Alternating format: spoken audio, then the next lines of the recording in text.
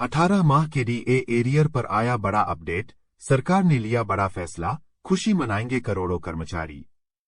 काफी दिनों से 18 माह के डीए एरियर को लेकर चर्चाओं का बाजार गर्म है, लेकिन कोई भी स्पष्टता से जवाब नहीं दे पा रहा है।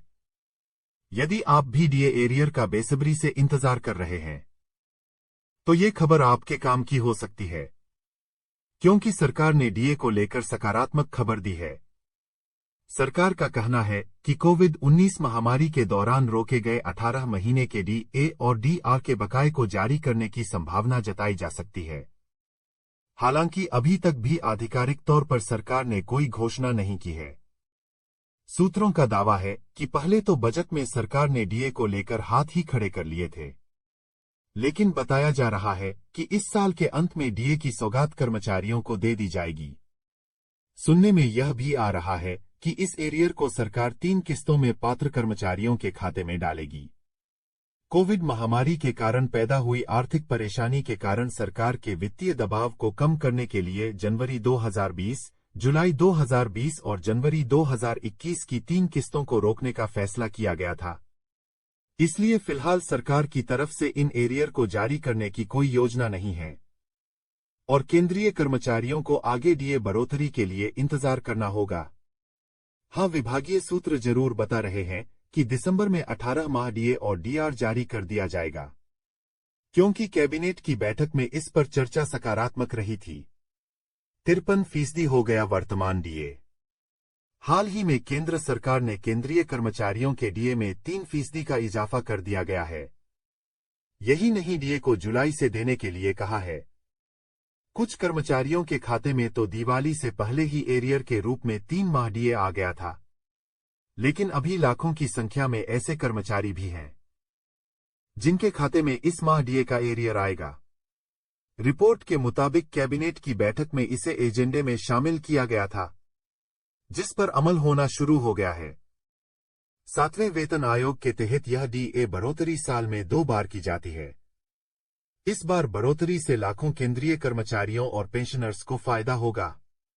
साथ ही सरकारी कर्मचारी और पेंशनर्स 8वां वेतन आयोग के गठन का इंतजार जल्द ही होगा खत्म।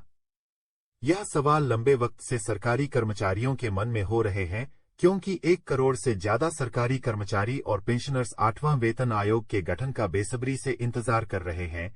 8वीं वेतन आयोग के गठन का इंतजार अब जल्द ही खत्म भी हो सकता है। कहा जा रहा है कि जल्द नए वेतन आयोग का गठन हो जाएगा और यह इंतजार हर वक्त केंद्र सरकार की कई कर्मचारियों ने हाल ही में कैबिनेट सचिव से मुलाकात भी की थी और आज फिर वेतन आयोग की मांग रखी थी। वही रिपोर्ट्स के मुताबिक कार्ड से वेतन आयोग का गठन 2025 में होने की पूरी उम्मीद है, क्योंकि 10 साल के बाद नए वेतन आयोग का गठन होता है। 7वां वेतन आयोग जनवरी 2026 में अपने 10 साल पूरे करने जा रहा है।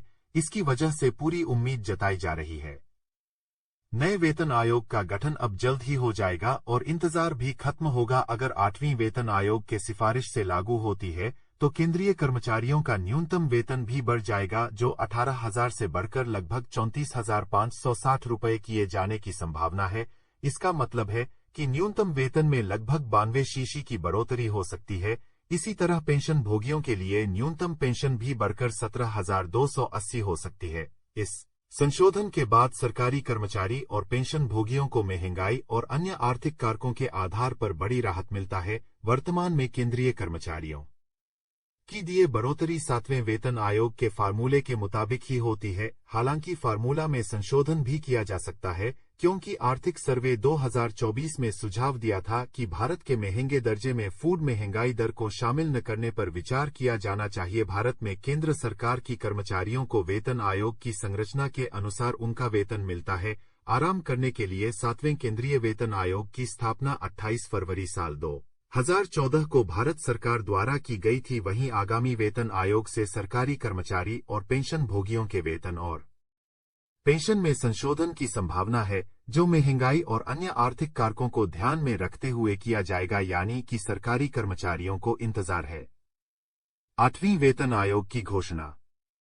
ऐसा अनुमान है कि 8वीं वेतन आयोग की घोषणा अगले साल की शुरुआत यानी कि साल 2025 के केंद्रीय बजट में की जा सकती है। एक यूनियन नेता के अनुसार यह उपयुक्त समय हो सकता है, क्योंकि पिछली बार 7वें वेतन आयोग की रिपोर्ट को फाइनल करने में 18 महीने का समय लगा था, जिसे जनवरी 2016 से लागू किया गया था। अब मान जा रहा है कि साल 2025 की शुरुआत में ही 8वीं वेतन आयोग को लेकर चर्चा शुरू हो जाएगी और बजट में लोगों को यही उम्मीद है।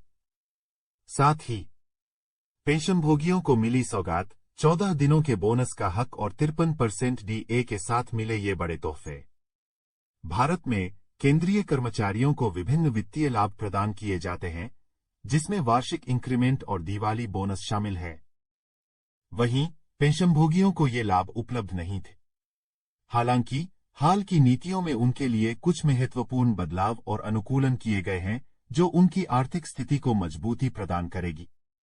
सबसे पहले भारत सरकार के अधीनस्थ विभाग DOPPW ने यह आदेश जारी किया है कि पेंशनभोगियों को अब हर महीने की 25 तारीख को पेंशन का भुगतान किया जाना चाहिए।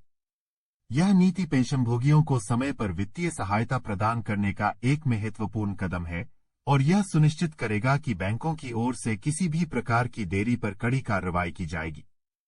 दूसरा, रेलवे से सेवानिवृत्त कर्मचारियों, जिनकी उम्र 70 वर्ष या उससे अधिक है, को अब AC कोच में यात्रा के दौरान एक सहायक को साथ ले जाने की अनुमति होगी। इससे पहले ये सहायक केवल स्लीपर क्लास में ही यात्रा कर सकते थे। यह बदलाव पेंशनभोगियों को अधिक सुविधा और सम्मान प्रदान करेगा। तीसरा, पेंशनभोगियों को एक और बड़ी राहत तब मिली जब केंद्रीय कैबिनेट ने महंगाई भत्ते DA में वृद्धि का ऐलान किया। इस वृद्धि से पेंशनभोगियों की मासिक आय में सुधार होगा, जिससे उन्हें बढ़ती हुई महंगाई का मुकाबला करने में मदद मिलेगी। चौथा, भारत पेंशनभोगी समाज की मांग पर विचार करते हुए केंद्र सरकार ने उन्हें भी बोनस का हक दिया है। यह निर्णय उन्हें सम्मान और आर्थिक सहायता प्रदान करता है, जिससे वे भी कर्मचारियों के समान लाभों का आनंद ले सकें। इन नवीनीकरणों के साथ पेंशनभोगियों की वित्तीय स्थिति और जीवनशैली में सुधार होने की संभावना है। ये बदलाव न केवल उन्हें अधिक वित्तीय सुरक्षा प्रदान करेंगे, बल्कि उन्हें समाज में उचित सम्मान और पहचान भी दिलाएंगे। ये सुधार पेंशनभोगियों को उनकी सेवाओं के लिए उचित पुरस्कार और समर्थन प्रदान करते हैं, जो उन्होंने अपने कार्यकाल के दौरान देश के लिए किया है। NPS के योगदान प्रणाली में ये परिवर्तन व्यावहारिक रूप से लागू होते हैं, जहां कर्मचारियों के योगदान का सटीक रखरखाव सुनिश्चित किया जाता है। योगदान में किसी भी विसंगति को ब्याज के साथ संबंधित कर्मचारी के पेंशन खाते में जोड़ा जाता है, जिससे सुनिश्चित होता है कि कर्मचारी को उनके योगदान का उचित लाभ मिले। यह नवीनतम पहल केंद्रीय सरकार के कर्मचारियों को उनकी सेवानिवृत्ति के लिए अधिक सुरक्षित और नियोजित तरीके से तैयारी करने का मौका देती है और सभी संबंधित विभागों को इन दिशानिर्देशों का कड़ाई से पालन करने की सलाह दी गई है।